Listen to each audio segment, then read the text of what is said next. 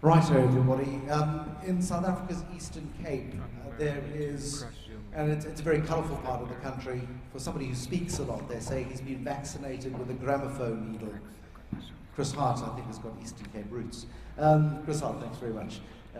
Right, for professional money managers, one of the greatest challenges, of course, is the pressure of delivering solid, sustainable returns over the long term.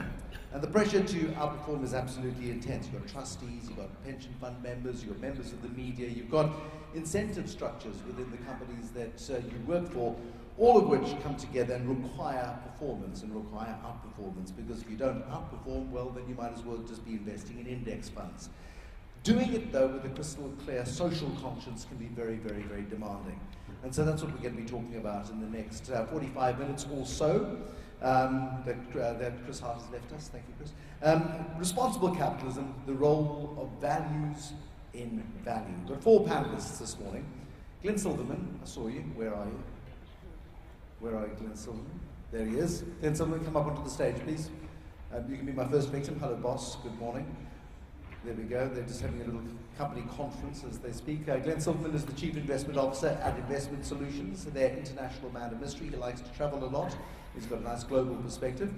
Please grab a seat wherever suits you, Glenn. Paul Clements Hunt is the former head of the UNEP Finance Initiative. He's the founder member and original UN backer of the Principles of Responsible Investment. So where is Paul this morning? Thank you very much, Paul. Up onto the stage. There we go. Jay Youngdahl has got the biggest business card of anybody. I'll read you his title. He's the trustee of the Middletown Works Hourly and Salaried Union Retirees Healthcare Fund. Anybody who can repeat that without looking at their notes wins a prize. Nice to see you as well. Thanks for coming through, Paul. And then finally, Prabir Badal, who's Deputy Chairman of the Government Employees Pension Fund in South Africa. That's what you look like. Good. Now I have a face to put to the name. I don't think we should stand on ceremony too much. Why don't we just go in order, go back to back. Each one of our panelists is going to have 5 or 10 minutes to make a brief statement. You can either make your statement sitting down, and as you've been mic'd up to do it, I suppose you can do it. I don't know. Paul, you're mic'd up already. Why don't we give you your 5 minutes first? There we go. Do you want to go first? Oh, awesome. There we go. Off you go. 5 minutes. Start now. Mic's on. Good. Good morning, everybody. Paul Clements Hunt. Thanks for the opportunity to drop my microphone. Yeah, let's do it that way. Yeah. Let me jump straight into it in terms of the values piece in responsible investment. And life 5 years on, we're all still in the first stages of therapy in terms of the financial crash. So let me put some thoughts down in terms of my experience of the PRI over the last 10 years, but the challenge going ahead. And the moderator will stop me after 5 minutes, even if you have to tackle me off the stage, all right? Okay. Look, I think part of our therapy is the realization that the Chicago School, efficient market behavior, the way the finance and investment sector developed over the last 30 years, we are in recovery, okay? I think it's fair to say the last few decades that you've seen finance and investment move from a model of relationships to transactions to a trading culture which dominates, and that's a huge challenge for asset owners anywhere in the world. Trading culture dominates across the markets. I would contest that culture in finance and investment shifted, it corroded over the last 25 years. In terms of globalization and supercomputers and the dominance of data replacing wisdom in the market is another facet. I would say that we've seen in the OECD countries, the major markets, a normalization of models of remuneration which are completely unsustainable. And it goes on. Misaligned incentives, principal agent problems, squared. Globalization may have raised hundreds of millions out of poverty, but it intensified inequality at every level in every country, and it then dropped people back into poverty. So, how does this relate to the principles for responsible investment? Can capitalism save itself from itself? Can it reinvent itself? Am I not in your way? Personal note. Cool. Okay, thanks, man. Picture a grey office in Geneva full of civil servants, UN civil servants, 10 years ago, 2003. The question was, could we possibly get $1 trillion to back some UN ideas? $1 trillion. It was a figure unimaginable to these civil servants in the UN. So I think the PRI can pat itself on the back after 10 years, $32 trillion, 1,200 institutions, whatever that is. But you know, the work is only just beginning in the next 10 years. Fiona, hugely challenging. Helen, hugely challenging. James, you have done an incredible job. We all know that, okay?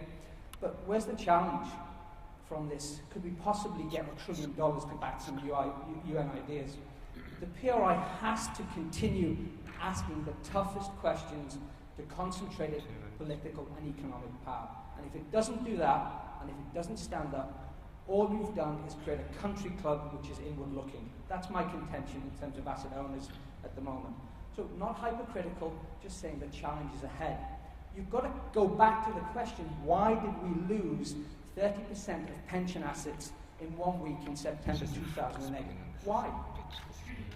I'm sorry, but a lot of asset owners and a lot of asset managers in this room did not ask the questions in a timely manner.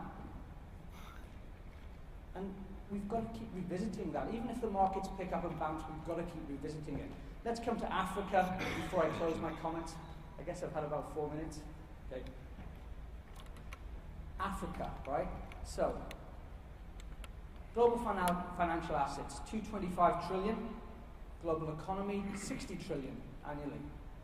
US, 17 trillion, give or take. China, 13 to 14 trillion, give or take. It just gives us the big picture. We all know Africa, the old figure of it only attracts 1% of global flows. Well, maybe it's now between 1 and 2%. I'm sure there are people in the room who can tell me. We had a really interesting dinner last night, not the one in Stellenbosch. There were a few pension funds. And one of the key issues which came across from the large northern funds was, look, we get the African story, we get the growth story, but what kills us is headline risk around Africa. Combine headline risk with our stakeholders, our pensioners, and democratic process governed by instant media in the north, and that's a huge challenge for us as asset owners to deploy in Africa, even though we know we need to in terms of productive investments going forward. So I'm being a little bit sort of 100,000 feet, but that's one of my takeaways. Clearly, the government employs pension fund and PIC, the whole idea of African assets for Africa, going pan-Africa, bringing long-term, the right type of investors is key. So, let me finish with this. The PRI needs to look back in 2023, 10 years' time. I'll be 32 then. And there's a fundamental question. One, are you, as a community, genuinely asking the questions to concentrated economic and political power? And have you moved the dial in terms of concentrated piles of capital flowing into productive investments in Africa alongside the government employs pension fund, alongside the Nigerian pension system, etc., etc.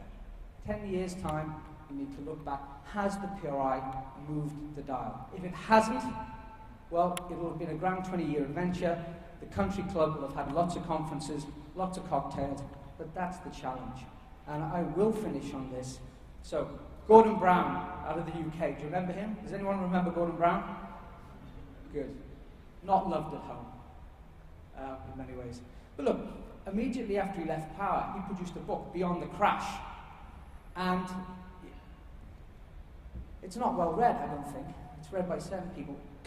Absolutely critical thesis in that book was that if Chinese savings and Western credit hadn't had a love affair for 10 years, and that some of those flows had actually come into productive investments in Africa, we would not have had the credit crash of 2008. Read the book, it's a good one. I'll leave it there. Challenge is, 2023, looking back, has the PRI moved the dial, or is it a country club? Thank you, Paul, very much. Paul Clements Hunt, ladies and gentlemen. Jay, would you like to go next? Jay Youngdahl, you can sit, you can stand, any way you like. You can sit. And along with a long business card, I'm going to speak for about 8 minutes. Awesome. Okay. So first I want to thank the signatory for allowing this session. I think it's an example of effective leadership to have. I agree with Paul that the PRI has had an extraordinary honeymoon phase. We're truly at the end of the beginning for responsible investment, as Peter Webster recently wrote. So what's next? I believe the future for the PRI and for this model of responsible investment will be defined by which values PRI and the signatories embrace. It's not a question, as some say, of value or values. All life activities involve value choices. All investment activities include values, seen or unseen. Attempts by mainstream economists or modern portfolio theory to write values out of economic activity has failed. And now even philosophers are writing books with titles like The End of Value-Free Economics. So the question is, which values will we practice? Our conference began with strong words from the finance minister, imploring us to act for fairness, justice, and reminding us that we invest for human beings, not just for numbers. And this, I believe, is a focus on values that we should embrace. I'm quite aware that values questions are often contested. We come from many different societies and unique cultures. But the PRI preamble states that signatories shall align our investment activities with the broader interests of society. And certainly those broader interests are value-laden. And I would suggest that the human capabilities approach of Nobel Prize winner Amartya Sen would be a place in which we can nearly all agree with that common values can be found. Now, as an aside, I know there are some, even some in this room, who say that those of us who favor the values approach could be thought of as hippie activists. Now, let me say, I do own a pair of Birkenstocks, and I am a fan of Jimi Hendrix. But I've been a fiduciary lawyer for 30 years, and I'm a trustee on the Middletown Works Viva. I'm crucially sensitive to the needs for financial return. And while I'm critical of those who argue for the exclusivity of the business case, our trust pays dues to only one organization, the UNPRI. So I'm firmly inside this tent. So what values are on the table? I would argue that the biggest values issues, in fact the biggest ethical issue we face today in this room, is our participation in the obscene financialization of the global economy, the cult of money. The percentage of global wealth that's going to the finance sector is at an all-time high, and it's growing. The money that goes into this sector comes from the pockets of investors and global citizens. Therefore, I applaud the leaders of the PRI for coming to the recent focus on a sustainable financial system. Now, as investors, which I'm one, the use of our funds certainly has contributed to financialization and sustainability of the system. Few can disagree that our money was used to implement the self-serving strategies of banks and others that brought the Great Recession, the draconian effects of which continue to ripple through the lives of many in the world today. And as we sit here, we're witnessing one of the most rapid increases in inequality in the history of humanity. And there's general agreement that financialization is at the very least a partial cause of inequality. And as the finance ministers reminded us yesterday, inequality destabilizes societies, and these are the societies in which we invest. And let's be frank, financialization is completely intertwined with unnecessary fees and charges. Even the most cautious outside the finance industry recognize this issue. Just this month, the UK government released a report criticizing outlandish fees in the local pension schemes. A similar report was issued by the South African government this summer.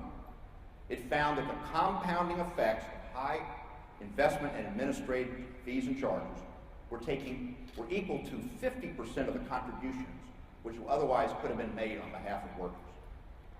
And while each of us deserves the right to make a good living and have a good job, a recent American study found an unnecessary pay premium exists in the finance industry, and that 30 to 50% of it was due to rents, or so-called socially useless activity. Now, I'm not only concerned with managers and service providers. We trustees face serious values issues as well, and we have the greatest fiduciary duties and are ultimately responsible for values. Many trustees, and I can speak here from the United States, continue to purchase the most opaque, complex, and fee-laden vehicles we're often unmindful of the damage they've caused in the past. And we too often allow political pressure or opulent whining and dining to produce a kind of institutional corruption that can cloud our ability to focus solely on our beneficiaries, as we should. And many former trustees are hired by service providers solely to secure access to decision makers, certainly a corrupting activity. Now, other values also confront those who dedicate responsible investment. In the interest of time, let me name just a few. First, I believe it's time to take a deeper look at what ESG means in our holding of problematic companies.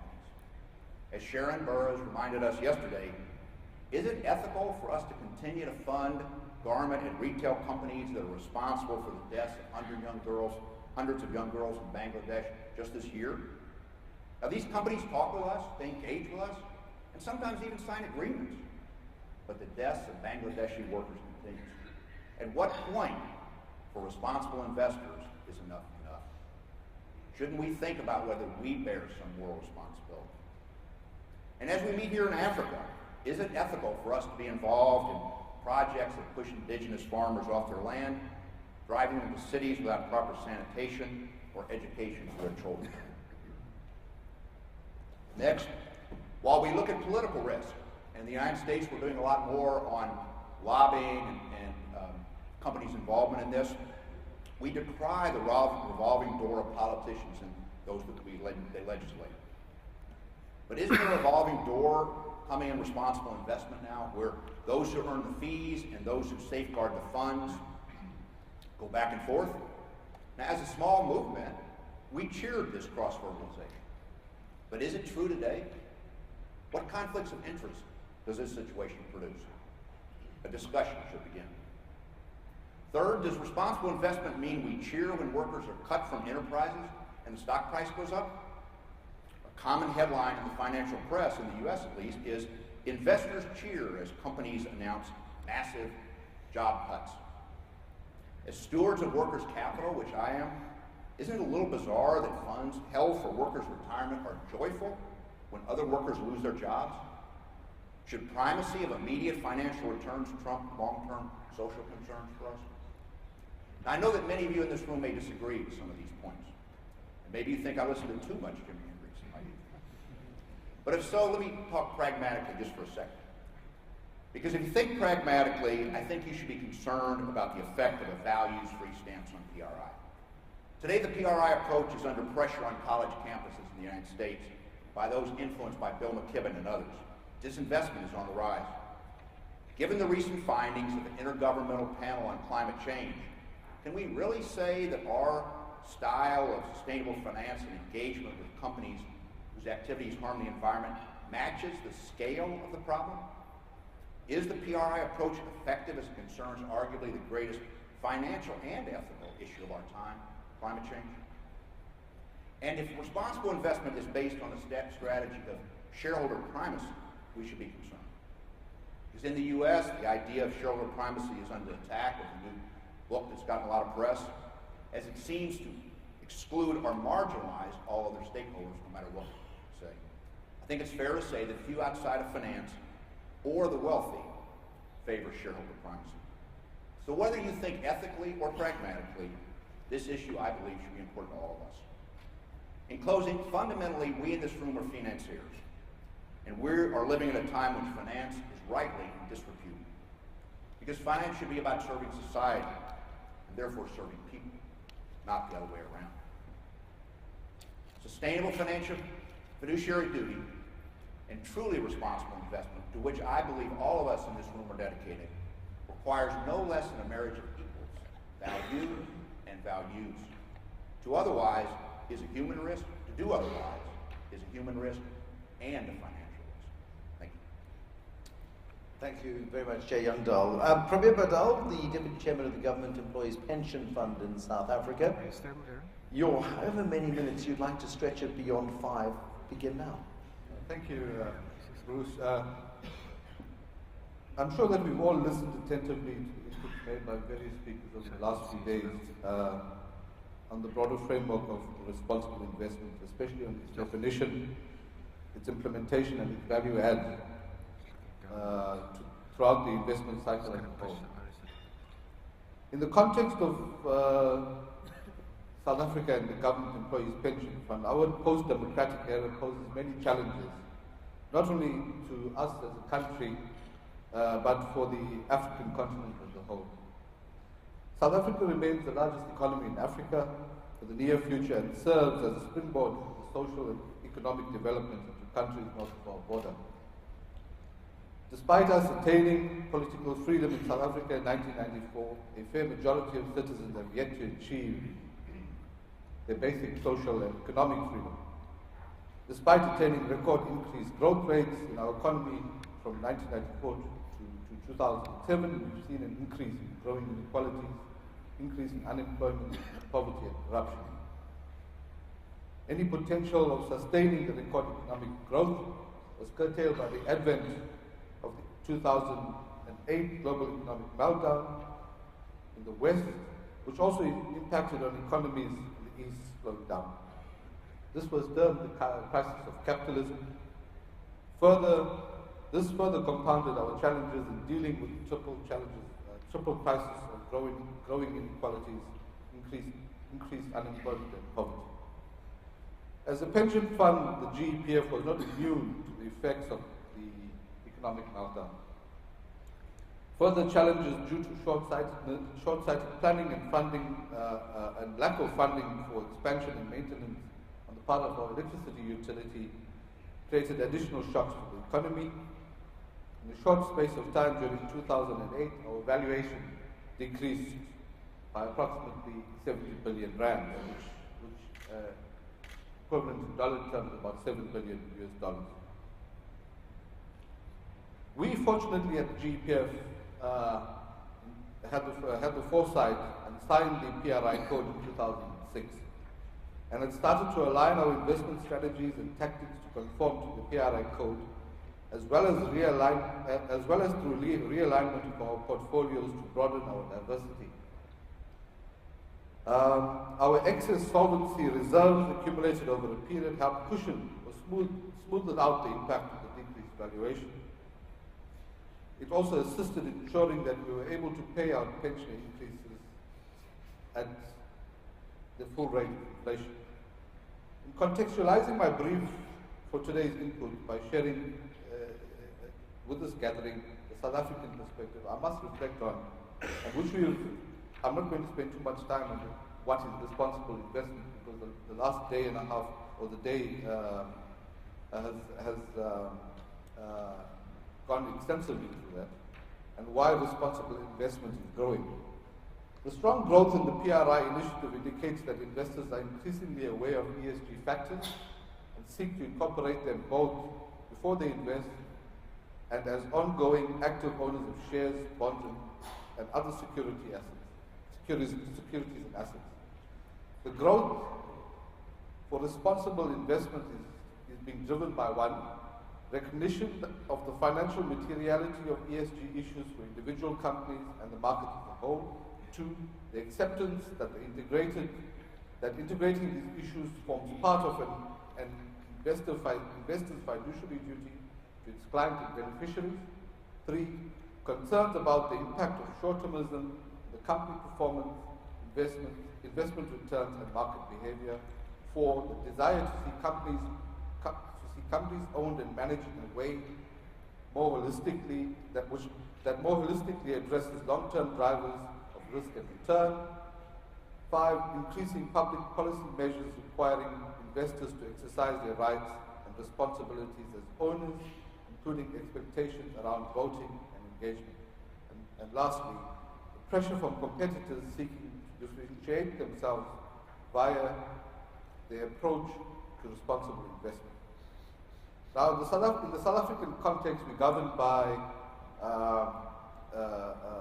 guidelines and regulations, namely the King Code, King 3, the Pension Fund Regulation 8 of the 2028 Pension Fund Act, CRISA, the New Companies Act, and the role of social and ethics committees. Forums like this, the PRI network the PRI South Africa network, and the sustainable returns for pension funds and society projects. In the context of South Africa, the Regulation 28 of the Pension Fund Act, I just want to quote, a fund has a fiduciary duty to act in the best interest of its members whose benefits depend on the responsible management of fund assets. This duty supports the adoption of a responsible investment approach to deploying capital into markets that will earn adequate risk adjusted returns with suitable fund-specific member profile, liquidity, and liabilities. Prudent investing should be given the appropriate consideration to any factor which may materially affect the sustainable long-term performance of the fund's assets, including an environmental, social, and governance character. The concept applies across all asset categories across all assets and categories of assets, and should promote the interests of the fund in a stable and transparent environment. We also subscribe to the CRISA code. And one specific area there that I want to raise is the issue of the definition of value as evolved from from its traditional measures in financial terms. It is no longer appropriate for institutional investors to focus only on monetary benefit to the ultimate beneficiaries of investments, to the exclusion of factors that impact on long-term sustainability. Modern governance thinking advocates that additional economic consideration, board of companies should consider all those factors that impact on the long-term value of companies, such as natural environment and social factors. It goes on. In King 3, we talk about ethics, and ethics is a values-based conduct, and based on discretionary decisions grounded in values. Values indicate standards and norms for good, right, and fair conduct. Examples with regards to respect, integrity, responsibility, accountability, and fairness. Compliance refers to the rule-based conduct.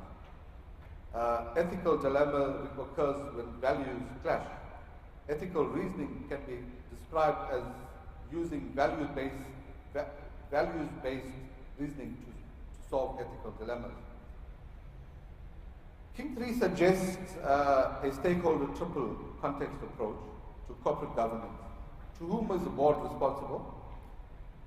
All answers and all stakeholders in that regard. And for what is the board responsible? And the triple context performance reporting, and that is the economic, social, and national environment. I want to skip over, because of time constraints, to just the New Companies Act and the importance of social and ethics subcommittee report. The corporate laws and charters that create and legitimize today's corporations were devised and enacted in times when we were far less understanding of the nature of the universe and the limits of our planet Earth within it. Nor was there any true and realistic appreciation of the constructs of the economic, natural, and human and social capital that many of us now see as an essential to sustainability of human enterprise and society and planet. The key challenge here would be, what are the social, economic, and environmental impacts of a company in the generation of the company's income and profit? By answering these questions, the shareholders will be made aware of how a company's financial performance on their behalf has imposed various external costs, and that involuntary absorbed by the broader society, economy, and natural environment. We can interpret or define challenges as follows. Environmentally, we need sound values, socially we need just values, and economically we need viable and sustainable values. Just to round up, I want to just quote a few. Prabir, I'm going to pull rank. I'm sorry. I was joking about the huge extension. We'll wrap it up a little later. Glenn, in your 30 seconds that we have remaining, your perspective, please. Great. So first of all, it's a great pleasure to be here. I work with Chris Hart. I'll try to be a bit more concise, and Chris slightly less contentious. So I'm going to take a very different approach to this. I'm not going to come airy-fairy. I'm not going to come academic. I'm going to be very, very practical here. This is, 30 seconds, right?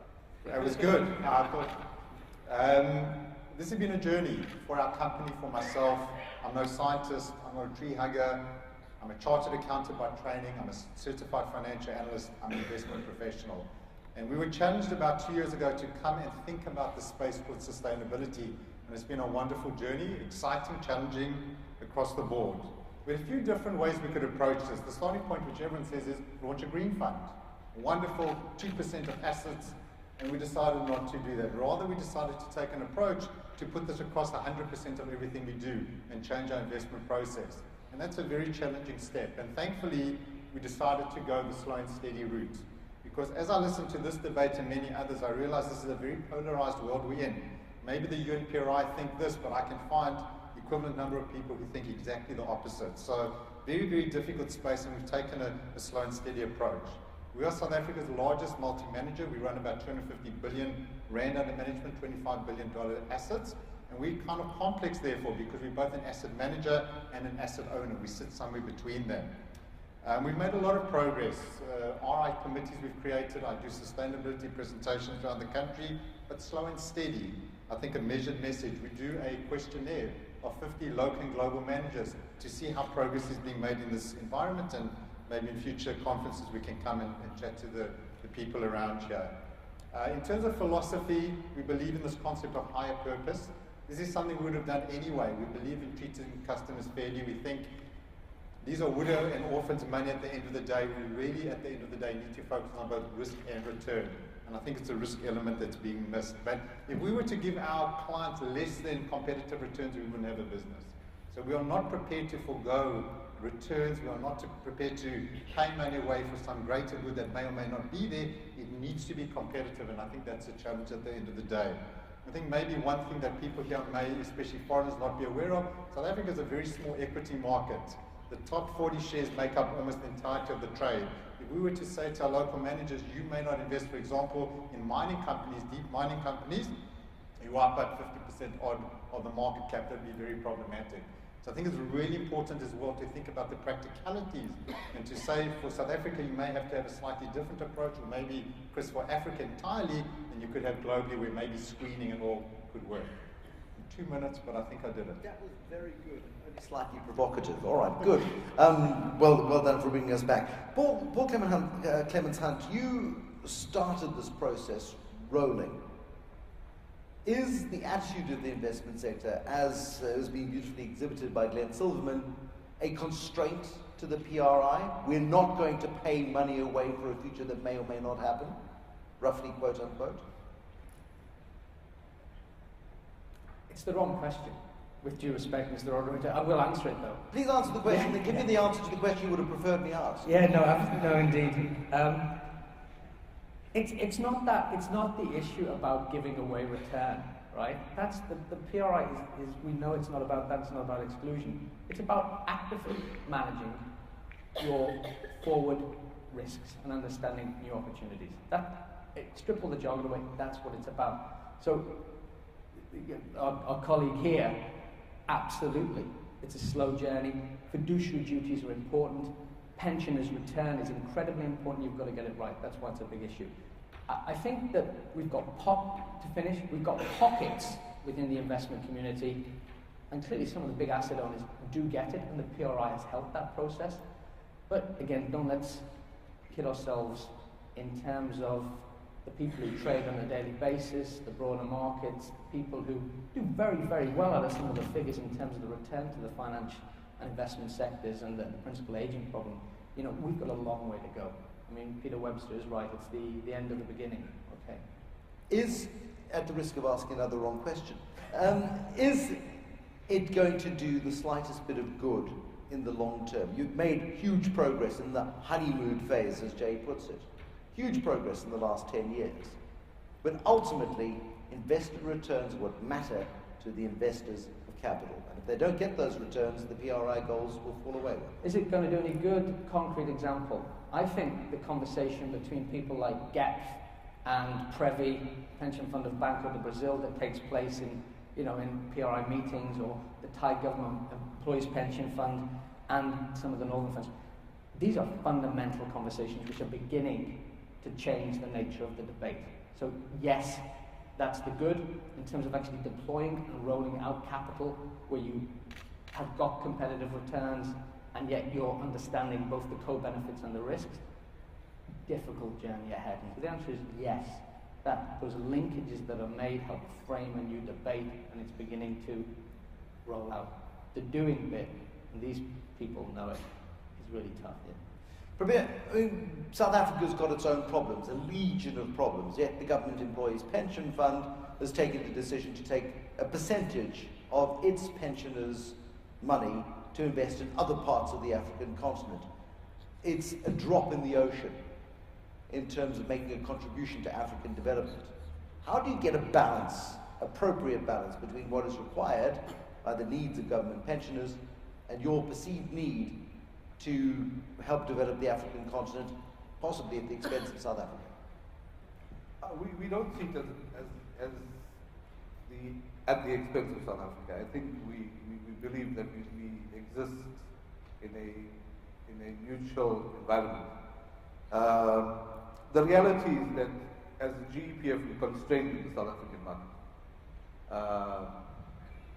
largely due to the way the regulations are structured in our case, because we operate under a separate law. I think the opportunities that we've identified through our investment in Africa has the potential to yield us extremely decent returns. What sort of things have you invested in? Well, we've invested in infrastructure in Tunisia, and we've invested in the undersea cable that will bring in broadband connectivity to Africa. We've invested in oil projects off the west coast. We're looking at Tanga cement in Tanzania. So there's a number of opportunities that we have invested in, and the list goes on. Okay, probably more. And we see this as, if you look at the cement investment, for example, with the potential of the developmental explosion in Africa, surely that's going to require cement at some stage. So we see valuable return coming in the near future. Broadband, for example, is essential in Africa to succeed. And by investing in the undersea cable project, Main One, we see that as a catalyst also for balanced investment to serve South Africa equally as serving the rest of Africa. Jay Youngdahl earlier was having a go at you, Glenn Silverman, not personally, you understand, but is essentially suggesting that the structure of the investment industry is an inhibitor to responsible investing because you have the requirement of returns. You're incentivized on the returns you achieve. You're incentivized on outperformance. Is it necessary to change the incentive structure in order to facilitate more responsible investing? It's a difficult question. I'm not sure the exact answer to that. As long as it's not the wrong question. And I've got 5 seconds to answer it. No, you can have as long as you like with this one. It's tricky. I withdraw that, Mr. Moderator. Your question was the right question. Oh, no, it's too late now. Guys, at the end of the day, I think we have a number of systemic issues. The way the whole system is put together has some problems. We've touched on inequality, we've touched on the global financial crisis, we've touched on many different aspects, and sure, the financial services industry too is part of the problem and needs to be restructured, but restructuring a global system is a real challenge, like sorting out global warming is not done in 5 minutes. Where does it start though? Well, I think my approach would be I think the UNPRI does something really important by taking a big global top-down approach. Chris spoke about the fact he's not a big believer in top-down, you need bottom-up, and we're starting bottom-up. So within our small business and within the environment that we work, we're engaging very directly with our asset managers. We're insisting that they speak to their underlying companies that they invest in to say, these are the message, these are the principles, etc. Please at least consider them. But I don't give them the 10 commandments. I don't say that shout or that shout not. I think that's very dangerous.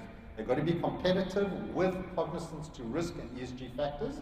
If they don't consider that, I think they're a poor manager. Yeah. I would say the quality of the management is poor and we should be removing money from them. Jay, one question for you, but a question from the floor. Anybody got a question for us?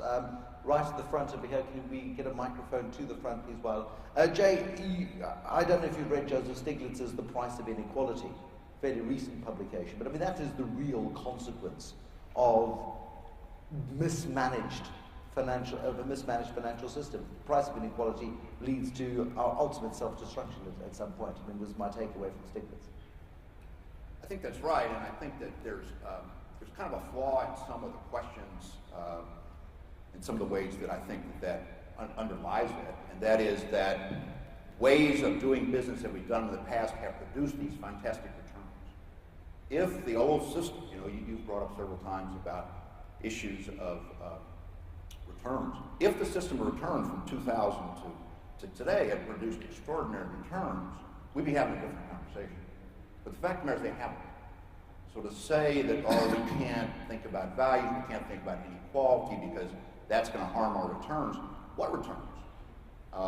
We've had very, very poor returns, and in the States, major problem for trustees is our funds are underfunded. And they're really underfunded because the contributions weren't made in because we listened to the siren song that if we did the proper investment practice, we would make all this money. We didn't make it.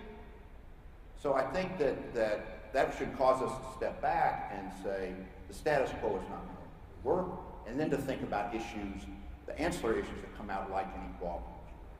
Paul? Just to build very briefly on that, some people did get returns, right? 2000, the high net worth, ultra high net worth group was 8 million people. They had 22 trillion. By 2012, they doubled it to 47. So some people did get returns. Now within that band, no, I'm being slightly ironic. I'm trying to. Within that band, let's say you've got a third generation Brazilian family who started a factory in the 20s. They now employ 2,000 people. Amen to that. They can have whatever they want. In terms of the component of that 10 million controlling the 47 trillion, who made money very quickly on the market and walked away and they've got the yacht, that's wrong. That's what we've got to pull out. So the key thing is 22 trillion to 47 trillion out of global financial assets of 225. That's an intense concentration of wealth.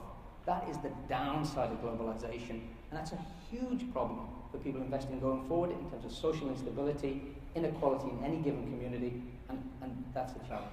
Is it possible, though, to unseat the masters of the universe, as they might see themselves?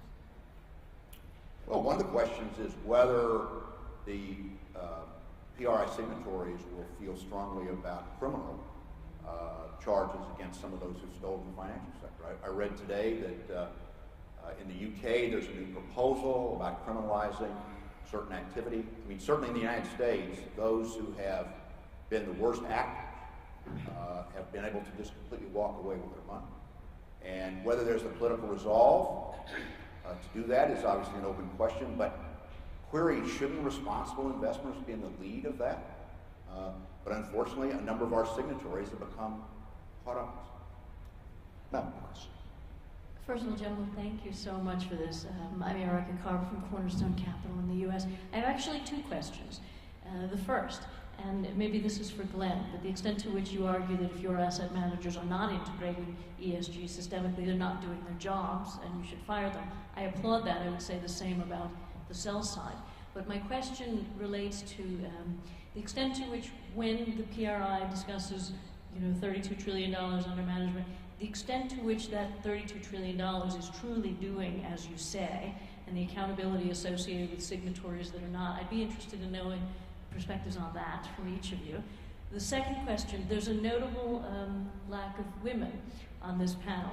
And for my own vantage point, I think that the value of diversity, which is probably inextricably linked with sustainability, that value of diversity is a tricky one to integrate. So I'd be interested in knowing thoughts from this panel. Yeah, answer that. I'll give up my place. Do you want to swap right now? Do you want to come on the panel? I'll speak on the diversity issue.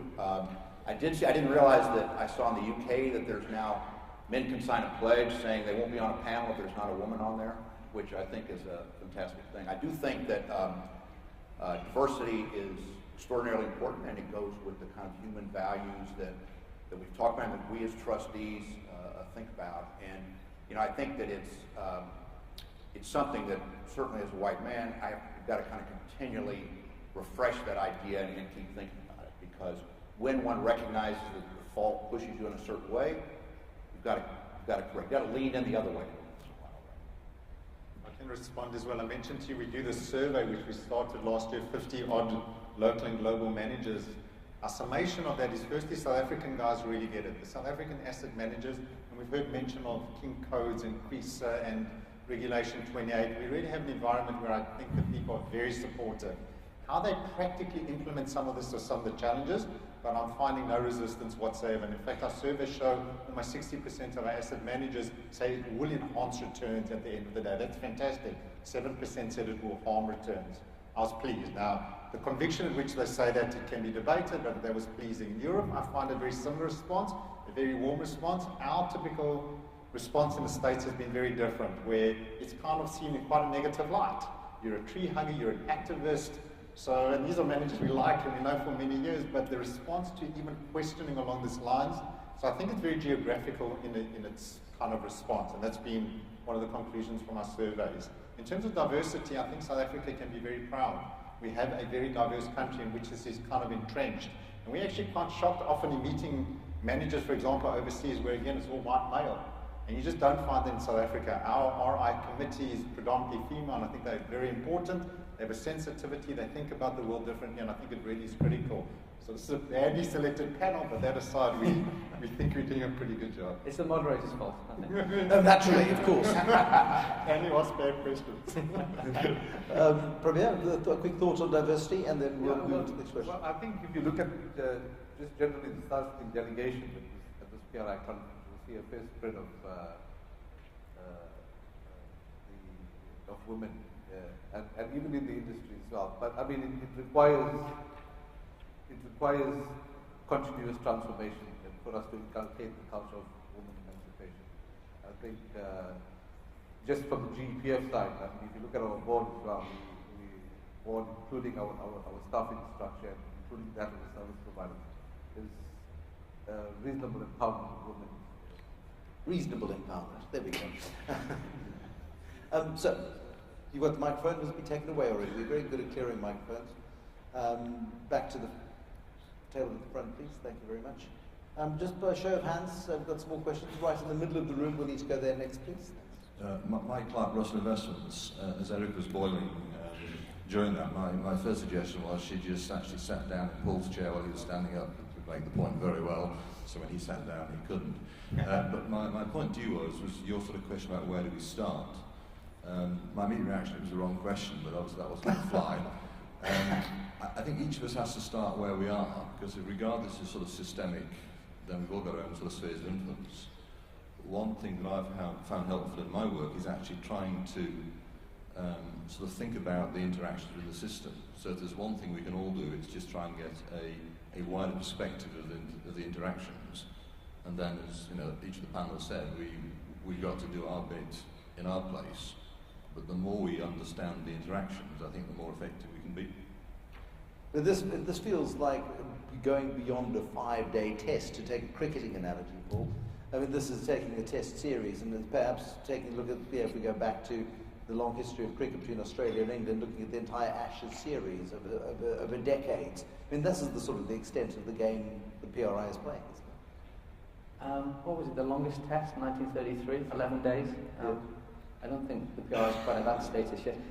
Yeah, it has to start, it simply has to start with the individual. That's it. And you have to self-test continually.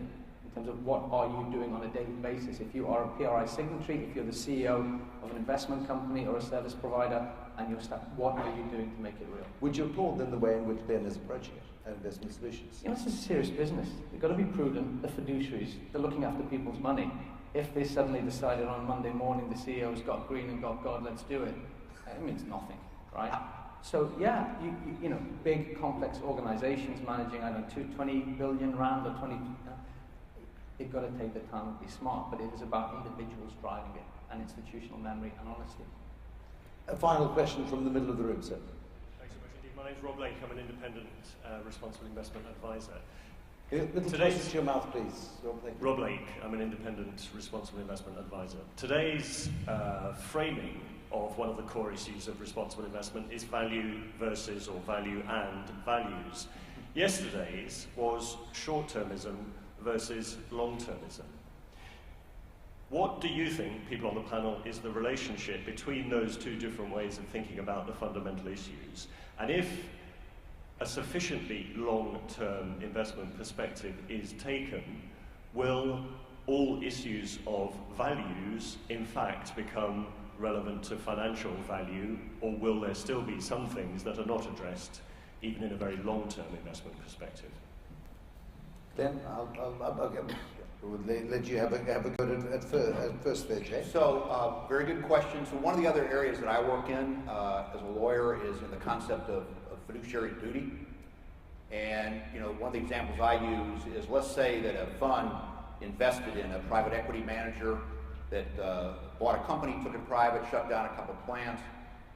They did it in a community in which a public fund was operating. The effect would be the tax base would go down.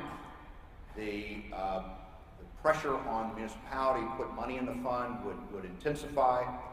And let's say a little money was made, but the effect would be for pensioners, maybe they'd get $1 more a month on their check, but they'd have a child that lost a job, they'd have more difficulty in services. So the question is for trustees, how are we really serving our beneficiaries? And I think that's where values, and long-termism come together. Because for many pension funds, we hope to be around, like my colleague here, forever. That is, we hope that people are going to be around, countries are going to be around, everybody's going to need to retire. So we have to take that. So we need to play our role in terms of building the kind of societies that produce those kind of sustainable returns. I think by definition, that's a long-term process. My response would be, it'd be hard to imagine that simply changing a time frame will resolve all our problems. It's impossible. I think it helps them enormously. We're a multi-manager. I look for value managers, growth managers, momentum managers, managers with different time frames that I can combine together. So I would hate it if everyone was looking 50 years out and no one knows what that is. I think that's part of the problem we have in the world. Part of the problem is we're short-term, but the part of the other problem is we're too long-term. We kick the can down the road. Every government says we can just print more money, as Chris says, and it's also part of the problem. And I think sustainability is wider than just the E and the S and the G that we're talking about. It's the other E, the economic aspect. And debt is, in our minds, part of that problem. It's not sustainable. And taxes that go to 50 or 60 or 100% of income are not sustainable either. So, guys, we need to broaden the debate. I find it hard to believe timeframes are sufficient condition to resolve this, but very important. So we are trying to say to our managers, and remember, we work in a world where we have quarterly returns, and our investors expect to be presented with what was the return this quarter against benchmark. And yes, you can push them off for 4 quarters, and sometimes you get to 3 years, but beyond that, it starts to get very, very challenging. So time frames are critical. We are telling our managers and asking them please to take longer time frames, but I cannot believe that alone solves the problems, but it does help. Thank you, Prabir. I think we asked the critical question, how long is long or how short is long? But what we have done is we don't solely focus just on assets. We focus on the cycle of liabilities as well, so that you can match the two concepts and plan your investments through the horizon of assets and liability modeling. And I think further we require just a paradigm shift and a behavioral change to embrace responsible investing and long-termism as we call it. I think we've been reasonably successful in trying to match our assets and liabilities so that we have a better investment strategy going forward. And we've seen a significant change in the way we've grown our portfolio. Thank you. And then, Paul, let's wrap up with you. This is your baby, so to speak. It's a long labour. I mean, as ever, Rob, tough question. Warburg, Niall Ferguson's biography of Warburg, High Finance, in terms of the need to have relationships and think long term. I think for any institution, it's about understanding the context into which you're investing and how the long and the short plays off, and then your toolbox to make those investments. This is not an attack on high-frequency trading, but when you have an equities market globally which is 70 to 80% traded on the 300 microsecond basis, that takes values out of the equation. When people are concerned and talking about co-location, and we're paying $300 million for a 300-mile cable, 8 inches thick, to plug straight into the New York Stock Exchange, it takes values out of the equation. That's a challenge. I think we all know it's imperfect. What the PRI can do is discipline more forward-thinking parts of the investment community around understanding the real context in terms of those long-term issues, the climate change, the resource efficiency, the resource depletion, human rights issues, governance issues, thinking about them, understanding the context and how it relates to the short, mid, and long-term matching of assets and liabilities and how they're deployed. So it's complex. I guess you'd have a much better answer, but you're not on the stage. Thank you. And that brings us to the tea break. Please would you thank Glenn Silverman, also Paul Clements Hunt, Jay Youngdahl, and Prabir Badal. I'm being part of the Government Employees Pension Fund. Enjoy your tea break. Thank you very much for that.